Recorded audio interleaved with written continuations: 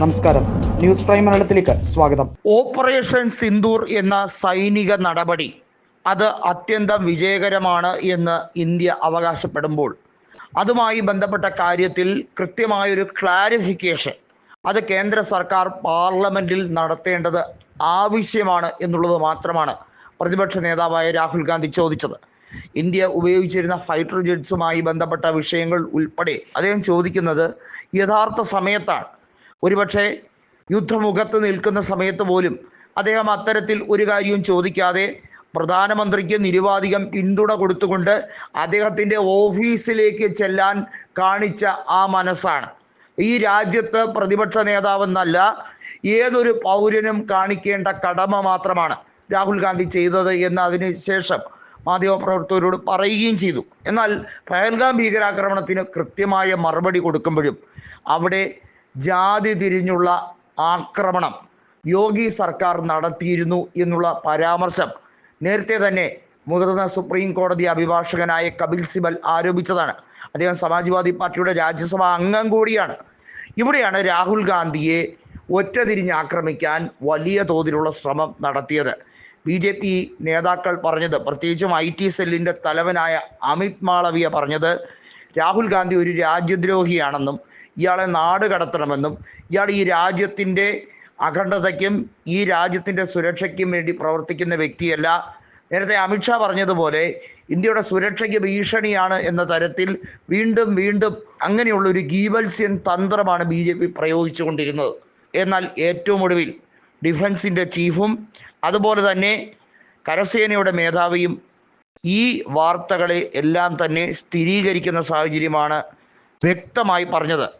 General Anil Chauhan കൃത്യമായി മാധ്യമങ്ങൾക്ക് നൽകിയ അഭിമുഖത്തിൽ പറഞ്ഞത്, ഇന്ത്യക്ക് ഫൈറ്റർ ജെറ്റ്സുമായി ബന്ധപ്പെട്ട വിഷയത്തിൽ അദ്ദേഹം കണക്കുകളെല്ലാം തന്നെ സമ്മതിക്കുകയാണ്. എന്നാൽ ഇന്ത്യക്ക് ആത്യന്തികമായ ഒരു വിജയം ഇന്ത്യ ഈ യുദ്ധ സാഹചര്യത്തിലൂടെ നേടിയെടുത്തു. ഭീകര ക്യാമ്പുകൾ നശിപ്പിച്ചു. അതിലെല്ലാം ഉപരിയായി സുരക്ഷാ ക്രമീകരണങ്ങൾ ജമ്മു കാശ്മീരിൽ വിലയിരുത്തുമ്പോൾ എന്തുകൊണ്ട് ഒമർ അബ്ദുള്ളയെ ഒഴിവാക്കി? ഇത്തരത്തിലുള്ള നിരവധിയായ ചോദ്യങ്ങൾക്ക് ഇതുവരെയും കേന്ദ്ര സർക്കാർ ഉത്തരം പറയുന്നില്ല. കേന്ദ്ര സർക്കാരിൻ്റെ അജണ്ട എന്താണ്? ഈ രാജ്യത്ത് മതത്തിൻ്റെ പേരിൽ ഭിന്നിപ്പ് നടത്തി വോട്ട് പിടിക്കലാണ് അവരുടെ അജണ്ട. അതല്ലാതെ BJPക്ക് ഇവിടെ നിലനിൽപ്പില്ല.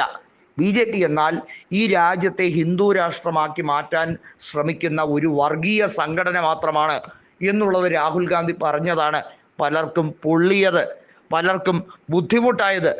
നഗ്നമായ സത്യങ്ങൾ രാഹുൽ ഗാന്ധി ഇങ്ങനെ വിളിച്ചു പറയും. അത് യുദ്ധമുഖത്താണെന്നോ അല്ലെങ്കിൽ അതല്ല ഇന്ത്യയിൽ ഇപ്പോൾ പ്രശ്നങ്ങളൊന്നും ഇല്ലെന്നോ ഒന്നും അദ്ദേഹം വിചാരിക്കാറില്ല. ഇതാണ് അനവസരത്തിൽ പറഞ്ഞു എന്ന് പറഞ്ഞുകൊണ്ട് ഇദ്ദേഹത്തിന് നാട് കടത്തണമെന്ന് പറഞ്ഞ് വന്നത്. അതേസമയം മധ്യപ്രദേശിൽ ഒരു മുതിർന്ന ക്യാബിനറ്റ് മന്ത്രിയായ കുൻവാർ വിജയ് ഷാ സോഫിയ ഖുറേഷിയെ ഭീകരവാദികളുടെ സഹോദരി എന്ന് വിളിച്ചതിനെക്കുറിച്ച് ഒരു നടപടിയെടുക്കാനും ആരും തയ്യാറല്ല. സുപ്രീം കോടതി മാത്രമാണ് ഈ കാര്യത്തിൽ വിമർശിച്ചത്. മാപ്പ് പറച്ചിലിൽ ഒതുങ്ങുന്നതല്ല ഈ വിഷയം എന്ന് പറഞ്ഞത്. എന്നാൽ രാഹുൽ ഗാന്ധി ഒരു കാര്യം കൂടി ഉറപ്പിച്ചു കൊടുക്കുകയാണ്, പാർലമെൻറ്റ് സമ്മേളനം കൂടിയേ തീരൂ. രാഹുൽ ഗാന്ധി അതിനുവേണ്ടി രാഷ്ട്രപതിയെ കാണും. കാരണം രാഷ്ട്രപതിയാണ് ചീഫ് ഓഫ് ഡിഫൻസ് എന്ന് പറയുന്നത്. ഇന്ത്യയുടെ പ്രതിരോധ വിഭാഗങ്ങളായിട്ടുള്ള ആർമി, നേവി, എയർഫോഴ്സിൻ്റെ സുപ്രീം കമാൻഡറാണ് രാഷ്ട്രപതി ദ്രൗപദി മുർമു. രാഷ്ട്രപതിയെ ഒരു റബ്ബർ സ്റ്റാമ്പാക്കിയാണ് നരേന്ദ്രമോദി വെച്ചിരിക്കുന്നതെങ്കിലും ഈ കാര്യത്തിൽ രാഷ്ട്രപതിയുടെ അന്തിമമായ തീരുമാനം ഞങ്ങൾക്ക് അറിയേണ്ടതുണ്ട് എന്ന് രാഹുൽ ഗാന്ധി വിശദീകരിക്കുകയാണ്.